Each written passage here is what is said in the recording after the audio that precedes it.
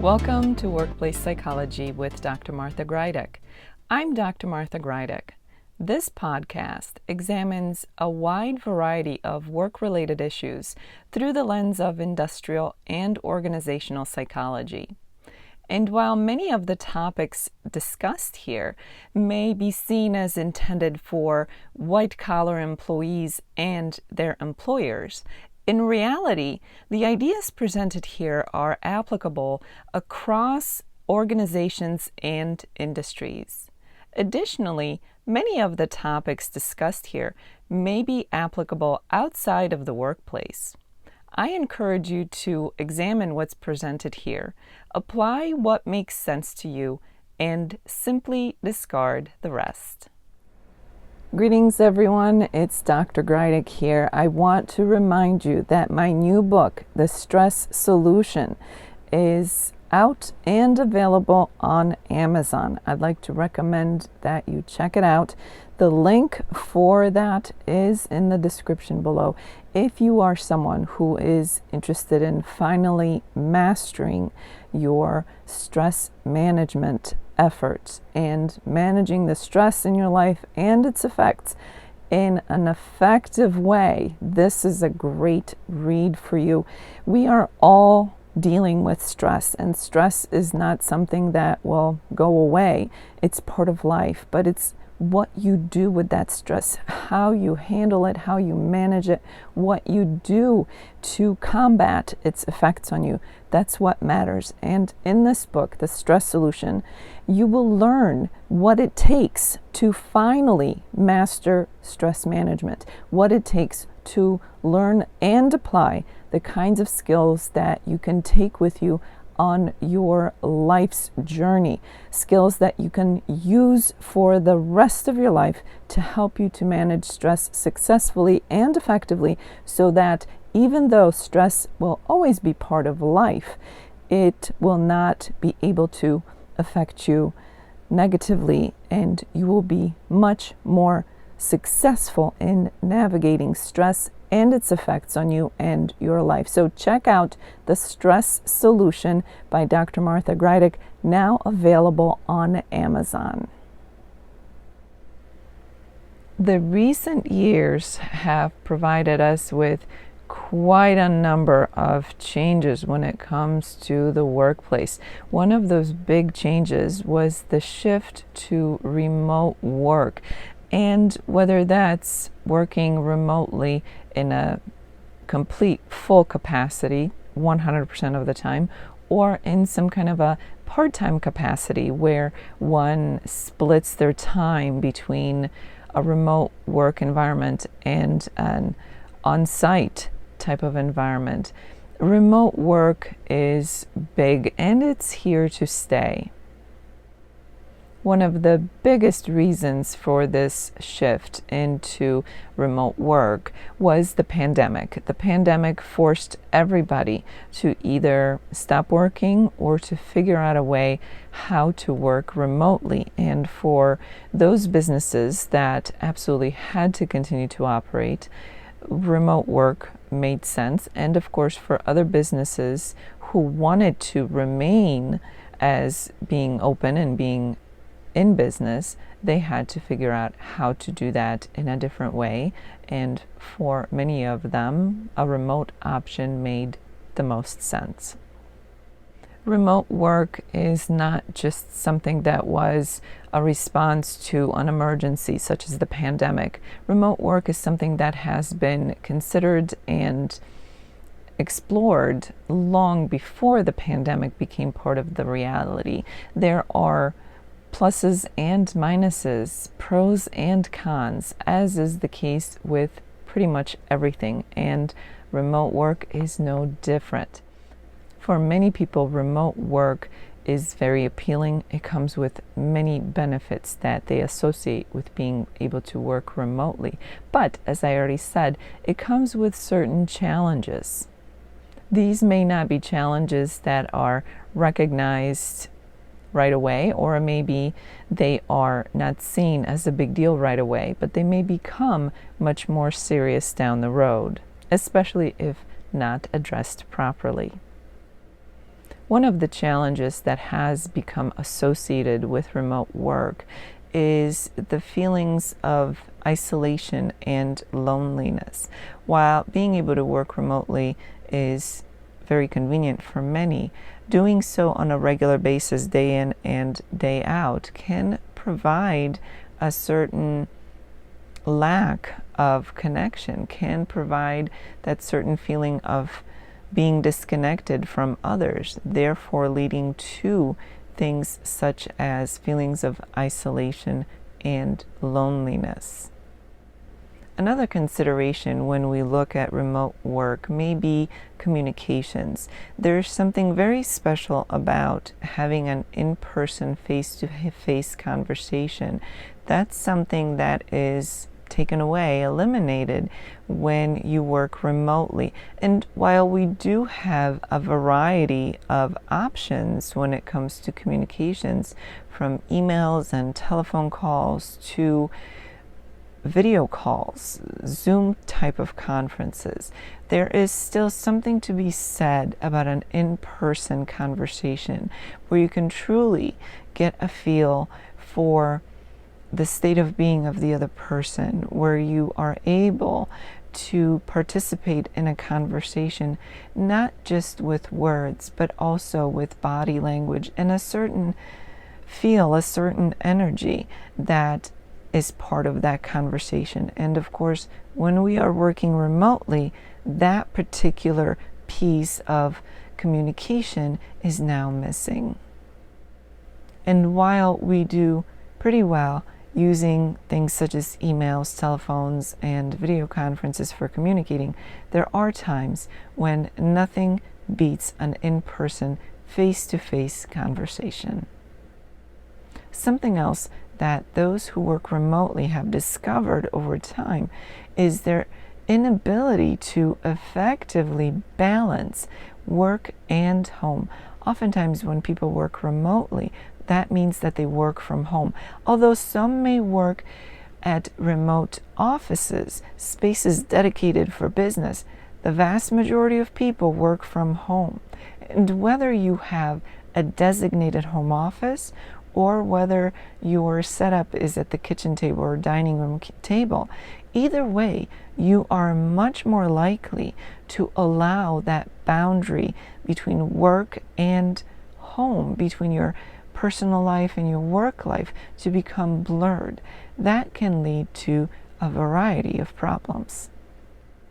And of course, let's not forget technology and the potential technical issues. Oftentimes, if the technology is not cooperating with us while we're at the office, we tend to have readily available options of people who can come to troubleshoot whatever the issue is, while we may be able to work on something else in the meantime. However, when technology is misbehaving while we're working remotely, chances are we're not able to do anything else, and we probably have to wait much longer for some kind of fix or resolution. So technology, especially technology that is not cooperating, can prove to be a challenge when working remotely. As is the case with nearly anything in life, there are things that we can do to help us overcome some of those challenges. One of the big things is to establish a routine.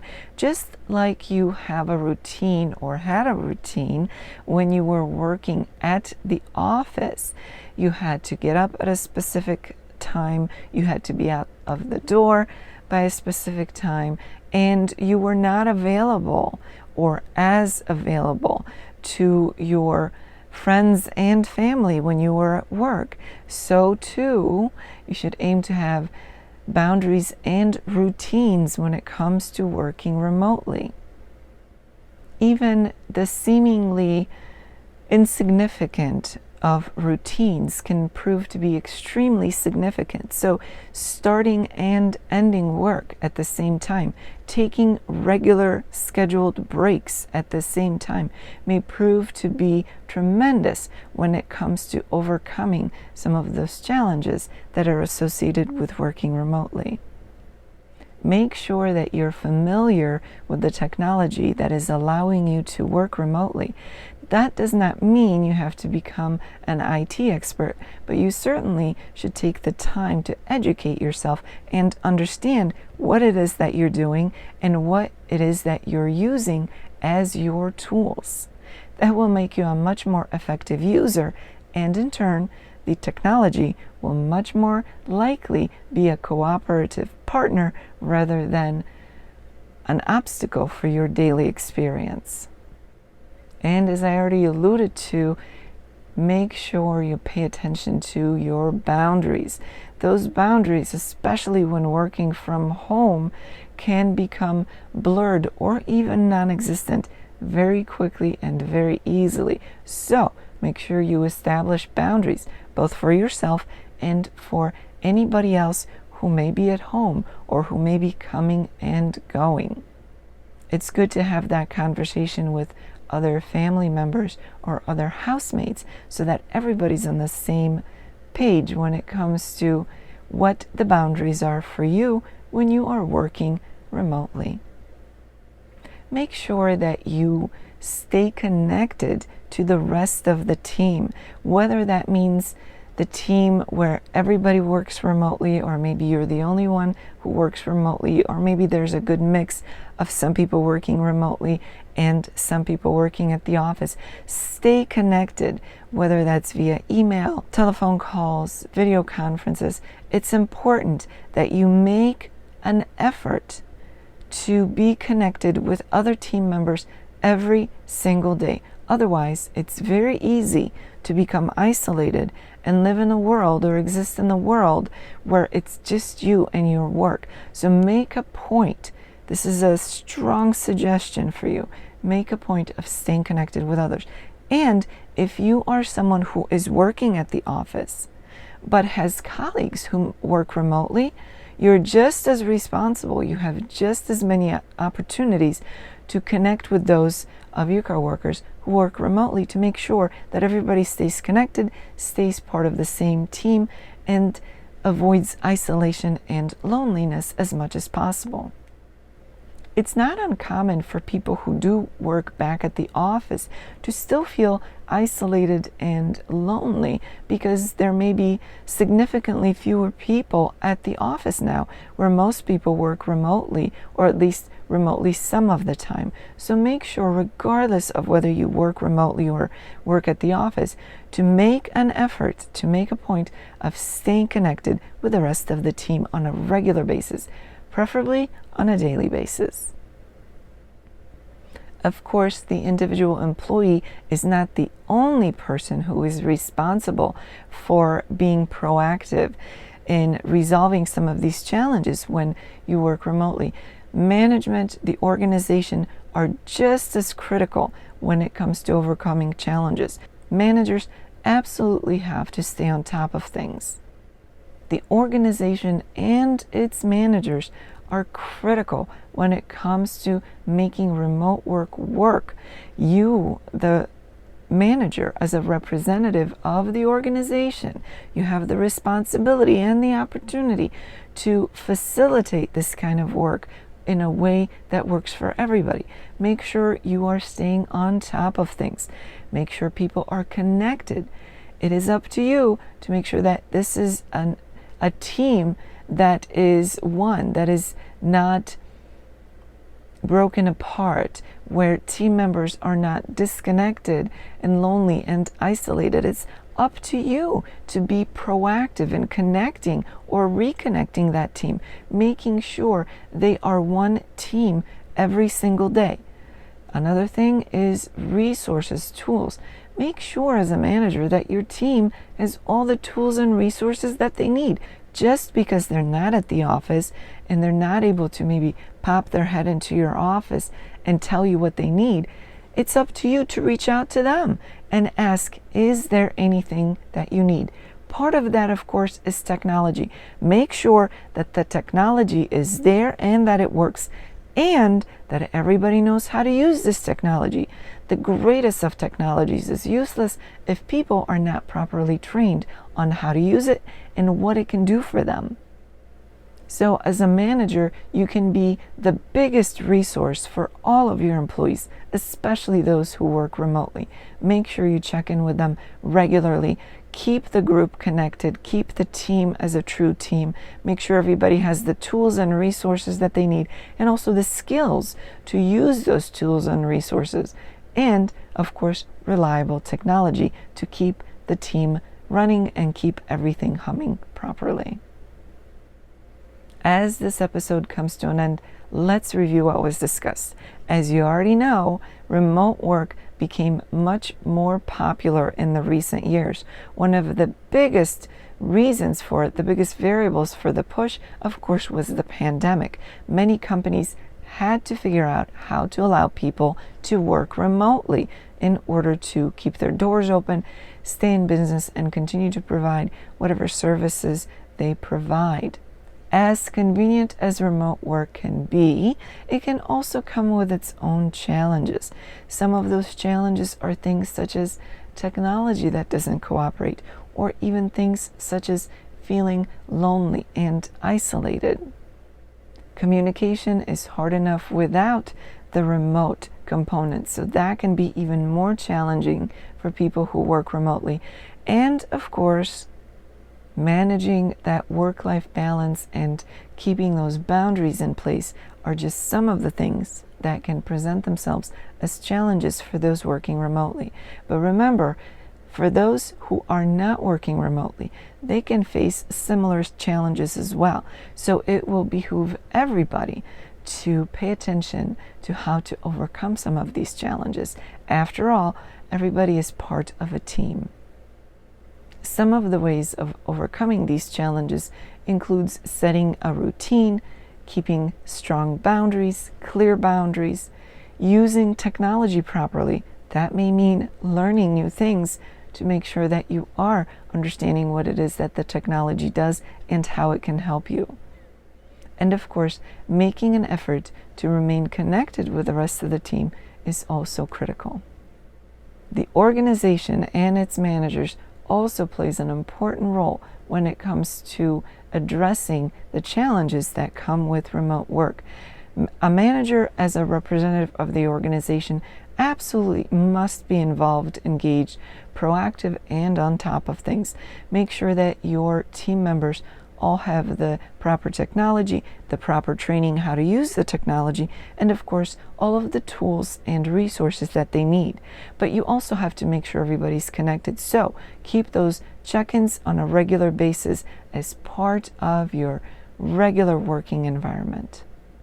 As this week comes to an end, I invite everybody to pay attention to how remote work affects you, whether or not you are working remotely. This is just as important for everybody, because if you're working remotely, obviously there are challenges that affect you directly. But if you're working from the office and have other colleagues who work remotely, you may be able to contribute to either improving their experiences or to creating challenges for them. So pay attention to what was discussed in today's episode and think about how you can contribute to an improvement for everybody's experience at the workplace, remote or in the office. For those of you who experience this podcast in an audio-only version, I encourage you to check out my YouTube channel, Stress Free with Dr. G, where you can find the video version of the podcast.